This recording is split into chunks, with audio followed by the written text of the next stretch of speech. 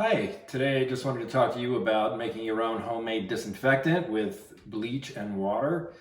Because of COVID-19, many people are using Clorox wipes or other ways of trying to disinfect their homes or their grocery products or whatever. So some things we learned in our research is that Clorox bleach has a 1-year shelf life.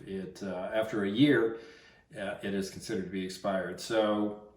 And we will show you in this video how you can determine that based on the code which is printed on the side of the bottle. The code number is printed on the side of the bottle. It tells the place of manufacture, which are the first two digits, A8.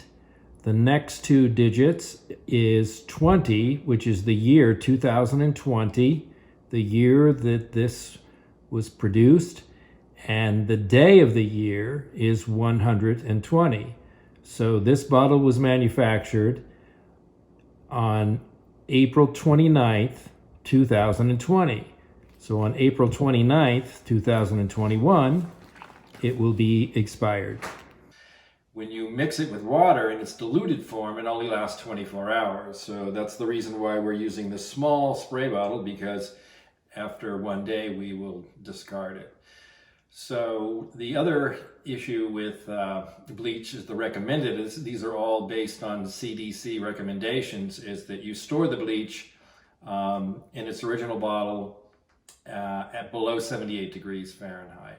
In order to be able to mix the proper ratio, you have to look on the side of the bottle and you will see the amount of sodium hydrochloride.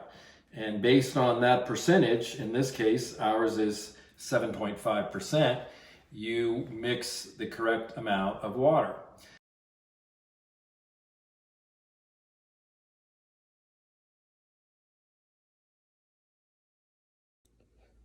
Because the Clorox bleach that we are using has a 7.5% hydrochloride solution, we will mix 1 teaspoon to 1 cup of water.